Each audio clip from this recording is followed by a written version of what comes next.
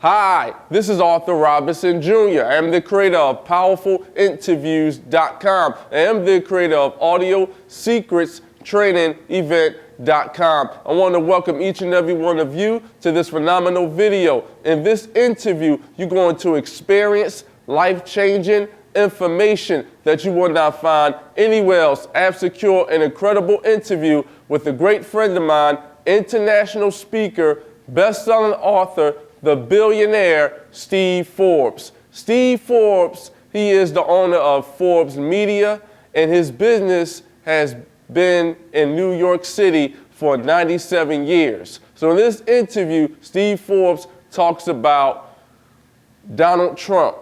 He's been friends with Donald Trump for 30 years, and in this interview, he says that Donald Trump is the presidential front runner, and he says that Donald Trump can turn this whole world around by his great policies, and Donald Trump will not back down from his phenomenal message. Also in this interview, Steve Forbes, he breaks down layman's terms about the value of money, and he says that all business owners, entrepreneurs need to go to a flat tax. Also in this interview, Steve Forbes breaks down layman's terms about his website, Forbes.com, reaches over 36 million decision makers each month. That is huge. And also in this interview, Steve Forbes breaks down layman's terms about building massive wealth and much, much more. So remember, this is not bullshit information. The correct information will change your situation. Wealthy people take advice from other wealthy people, and unfortunately, broke people take advice from broke people. But I love what the billionaire Mark Cuban says. Mark Cuban says, do what you love. Find a business that you love to do and create massive, massive value for the masses. So right about now, go get your pen and your pad, sit back and relax, and write down some notes. In this interview that I'm going to reveal to each and every one of you with my great friend, international speaker, best-selling author, the billionaire Steve Forbes. This interview, it will change your life. So check it out. Today, I have a wonderful person on the call, and he's a great friend of mine. His name is Steve Forbes. And for those that don't know Steve, let me explain to each and every one of you about this incredible, phenomenal man. Steve Forbes is the chairman and editor-in-chief of Forbes Media, where his editorials appear in each issue under the heading Fact and Comment. Under Mr. Forbes' leadership, the company has launched a variety of new publications and businesses, including Forbes Life, Forbes Europe, and Forbes Asia magazines, the website Forbes.com, and Forbes licensee editions around the world. Forbes is the nation's leading business magazine with a circulation of more than 900,000. Forbes combined with Forbes Asia, Forbes Europe, and the company's licensee editions together reach a worldwide audience of more than 5 million readers. Its websites reach over 36 million business decision makers each month. He is the best-selling author of his phenomenal books, Money, Freedom Manifesto, and Successonomics, and that is an awesome, impressive resume. Without further ado, I'd like to welcome the one, the only, the powerful Steve Forbes to the show. Thank you, Arthur, and thank you for that very gracious introduction. You were very, very kind, and look forward to our talking together. Well, I'd like to thank you, Steve, for taking time out of your busy schedule to educate me and the listeners worldwide about your phenomenal book, Freedom Manifesto, Money and Successonomics, and about building wealth. I gladly appreciate it. Well, thank you for the opportunity, and there's a lot going on in the world today. To everyone that's listening on this show, I highly recommend go and get your pen and your pad right now. My great friend Steve Forbes is going to break down layman's terms about building wealth. Is that correct, Steve? Hope to do it, especially in this crazy stock market we have. Now, what I'd like to know, and can you explain to the listeners in layman's terms, who is the powerful Steve Forbes? How long you been in your powerful industry, and what is your expertise? Well, I've been in the media business all my life at a company that started by my grandfather nearly a century ago. And in the very first issue of Forbes magazine, my grandfather said that the purpose of a business is to produce happiness, not just pile up money. He believed in entrepreneurs and people doing things, trying things. You get set back, you bounce back, and do something again. And I took over the company about 25 years ago, and we've gone through the enormous changes, especially the rise of the web. Our website, Forbes.com, now has over 60 million unique visitors a month. So we try to remember what our purpose is, and while the tools change, our purpose does not. Now, your company, the Forbes brand, does 1,300 articles a year, and your brand does a magazine a day. Can you explain to the listeners what is the best advice that you have ever received?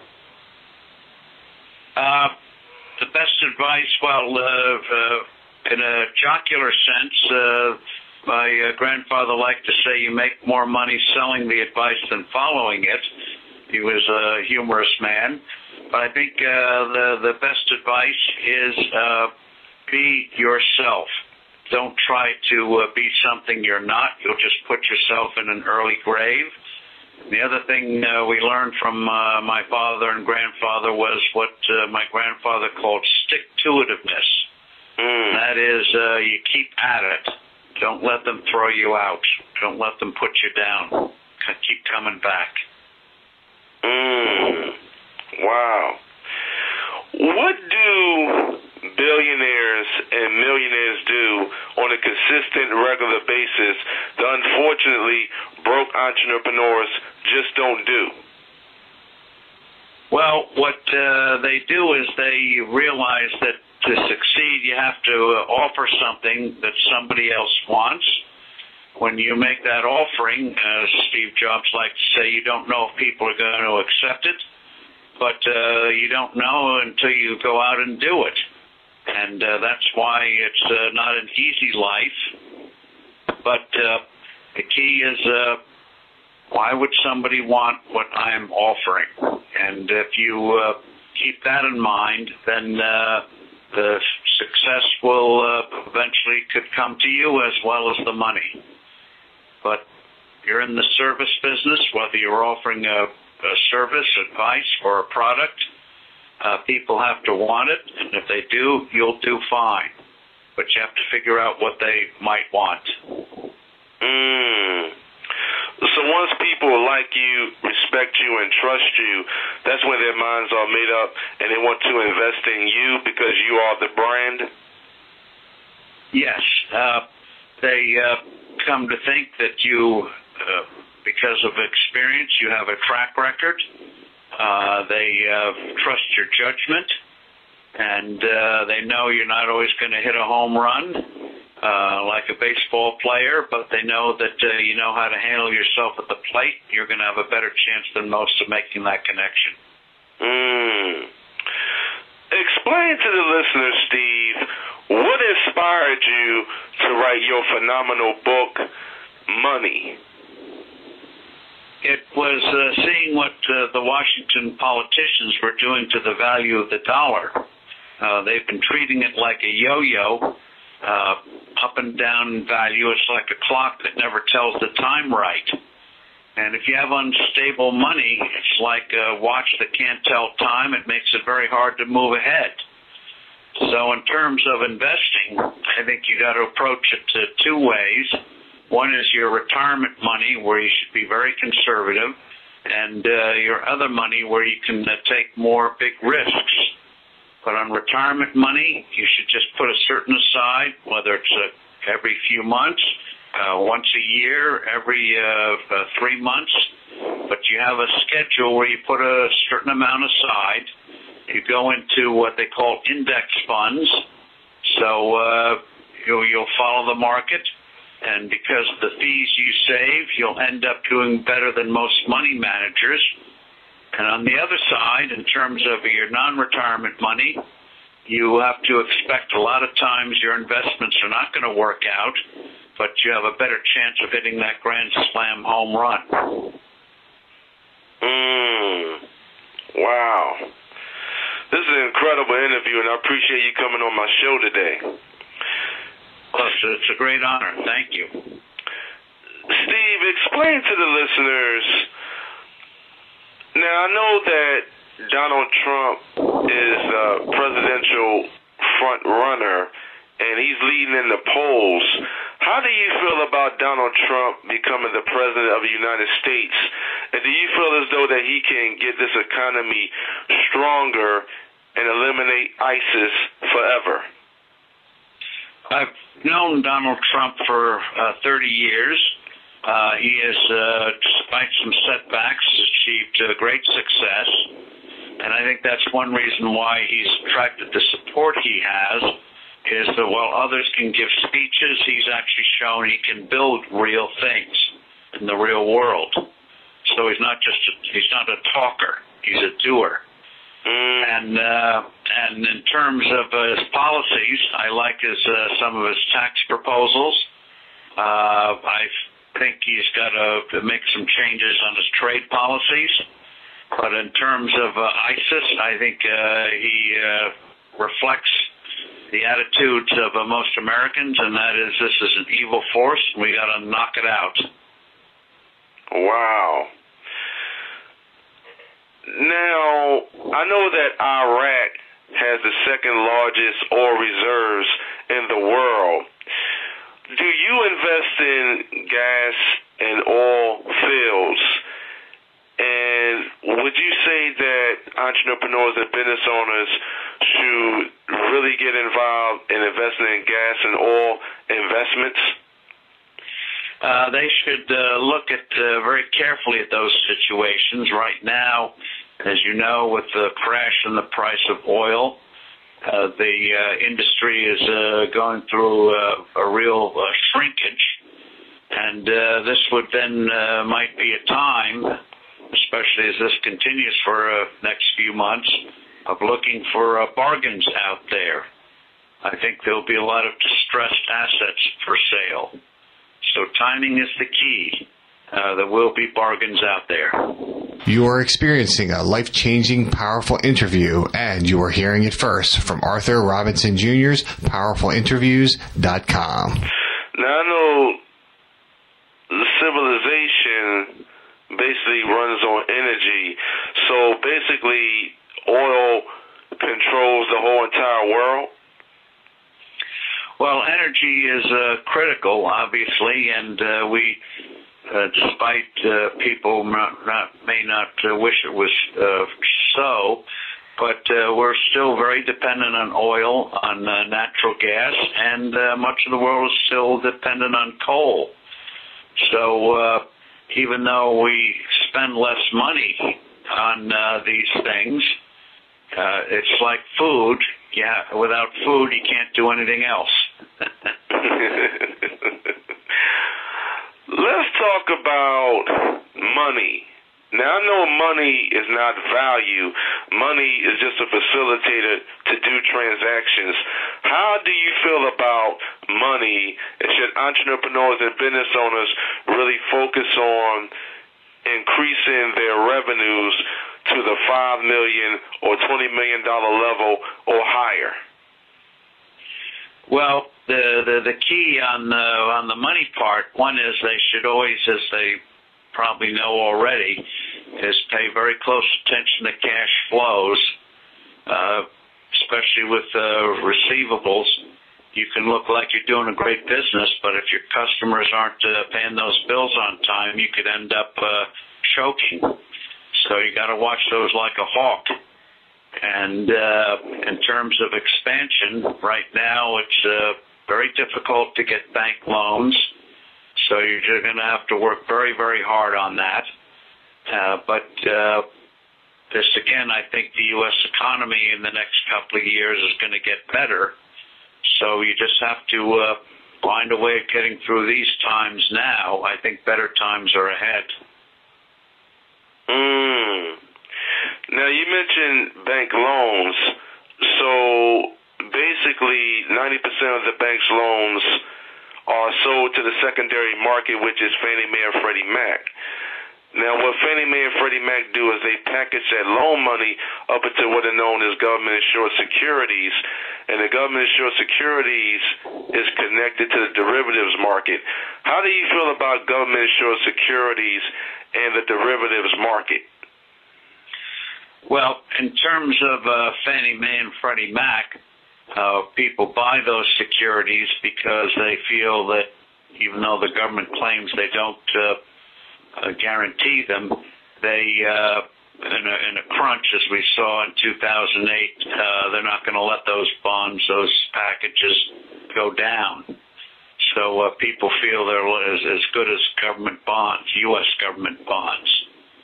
And but in terms of the key, as you know, for small business people especially, is trying to get the loan in the first place. What the bank does with the loan is obviously out of the business person's hands, but banks have been very, very tough to deal with in recent years, in part because regulators are putting a lot of pressure on them to pull back from the market, which is one reason why the economy hasn't done as well as it should have done. What is your thought process in regards to taxes? Should government really focus on abolishing the income tax and just focus on going to a sales tax?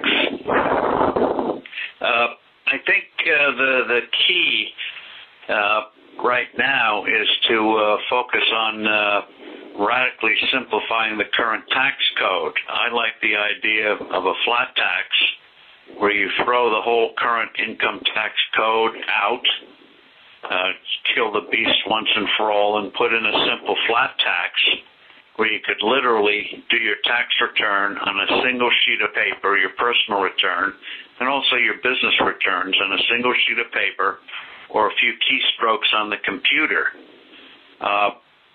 That way you would save an immense amount of time and money each year. On the personal side, it would mean an exemption for adults and for children of, say, a family of 4 would pay no federal income tax in your first $52,000 of income, and then only 17%, 17 cents on the dollar above $52,000.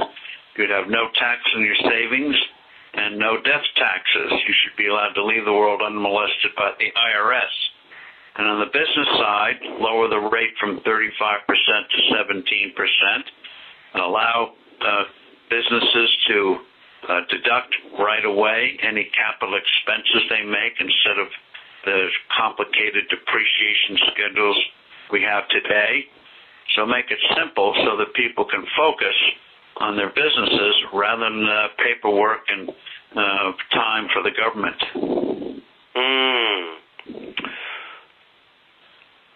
Steve, now I know that your brand has been in New York City for 97 years, and I know that you are from New Jersey, and New Jersey has good incentives.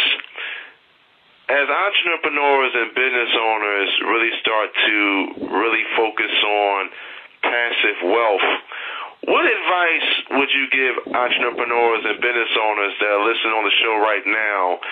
Should they really focus on passive income and multiple flows of income, or should they focus on passive wealth to build a phenomenal foundation for them and their families? Well, right now, both New York and New Jersey are not very friendly places when it comes, for example, to death taxes, inheritance taxes. And so if you're in a time of life where you want to focus on what you can pass on to your heirs or people you want to have pass on your assets to, you probably shouldn't live in New Jersey or New York. And go to a friendlier tax state. And I think both New York and New Jersey are going to have to improve their tax environments. Delaware's got a good one. North Carolina's got a good one. Pennsylvania has a better tax environment than New Jersey or New York. So and there are other states around the country where that have better tax regimes. So you have to look around. And if you're located in New Jersey or New York now, key thing is to put pressure on your legislators to do tax reform so that, again, you don't have to worry about the heavy hand of the tax collector. You can focus on growing your business. Now, I know that a lot of workers that work for a company, basically 40% of their wealth are being stolen in regards to taxes and is going straight to the IRS. But big businesses and active investors, if they have the right CPA, they can actually keep millions and millions of dollars in their bank account. Should entrepreneurs and business owners get on the other side of money where they can keep most of their money in their bank accounts? Well, this is where you want tax simplification, so that no matter whether you're big or small, whether you have a big CPA or a small firm, it won't make any difference. You have the simplicity, you have a low tax rate, and the special interests aren't going to get special interest anymore. If you make it, you pay it. Steve, explain to the listeners, what do you like to do for fun? Other than sleeping late once in a while, I enjoy bicycling and also going to baseball games. You are experiencing a life-changing, powerful interview, and you are hearing it first from Arthur Robinson Jr.'s PowerfulInterviews.com. Now, I know that all leaders are readers, and I love reading, and reading is a lost art today. What books do you like to read, Steve, and what books do you recommend for the listeners to read? Well, I like, on the fiction side, to get your mind off of things, I like mysteries. Writers such as Harlan Coben, Michael Connelly, Jonathan Kellerman, Sue Grafton, and others. There are a lot of good mystery writers out there. David Baldacci for adventure. There are a lot of good adventure stories. You need to get your mind off of things once in a while. So those are good places to go. But in terms of nonfiction, other than history and biography, where you can always learn about people. For example, there was a very good book on Steve Jobs, written by a man named Walter Isaacson. Steve Jobs had very big setbacks. He was not a natural-born leader. He had to learn to be a leader. And then books by people like Peter Drucker or Rich Karlgaard, or also can be Peter Thiel, Thiel, can all be very instructive in terms of giving you insights and ideas. What is your definition of marketing, and what does marketing mean to you? Marketing is very simply getting the message about your product or service out to people who might want it. And as you know, we have more tools today than we've had in the past, especially with social media, LinkedIn, Facebook, and the like. Many ways to get your message out there. And we live in an environment where potential buyers or actual customers share whether they like what they bought or didn't like it with their friends and peers. And so you you get much more customer direction of marketing now than you did in the past. People trust their friends more than they do a traditional advertisement. So would you say that marketing done right is the quickest path to the sale? Absolutely. You need to tell people, get the message to people about what it is they might like to buy. Otherwise, you can have a great product, great mousetrap, as they used to say, but if people don't know about it, they can't buy it. Steve, I wrote down some powerful words, 5 being the highest and 1 being the lowest, so you can rate them in your own influential way. Are you ready? Sure. Accountability. That's G, 5. Perseverance. Absolutely critical. Without that, you don't make it, especially if you're an entrepreneur. 5. Building great relationships. People like to do business with people they trust. If that isn't a 5, then it's 4.99. Health. Health. Without health, you cannot get wealth. So you got to give a 5 to that. Wealth. Wealth comes from serving the needs and wants of others. You can pursue wealth, but if you pursue trying to provide something to somebody that they want, the wealth will come. So we'll give that 4, because if you do the other things, the wealth will come. Value. Having values, there are 2 ways to look at value. One is offering a good product and service people feel they're getting good value for. And in terms of values and morals, again, that gets to trust. People like to do business with brands and people they trust. They may even pay a little more because they feel they're going to get what they're being told they will get. Attitude. Without the right attitude, you're going to cripple yourself. So you got to go with a 5 on that one. Taking action. Everyone can dream, but without action, nothing happens.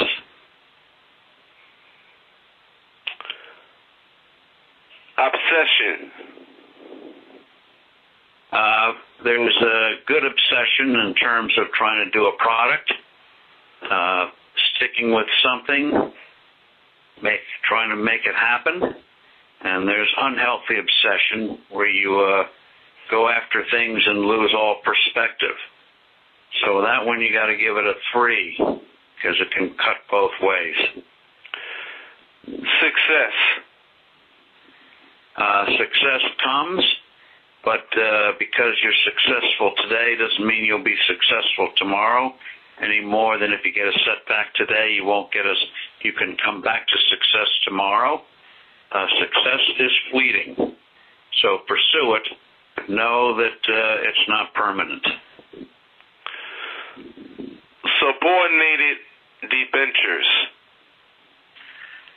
If you're a bondholder, you want to be first in line. If you're a business person, you want to keep the creditors as far away as possible. Family. Family makes it all worthwhile. Tough to do the right way, especially if you're pursuing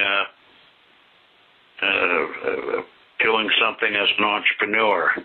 But family is something that you can be very supportive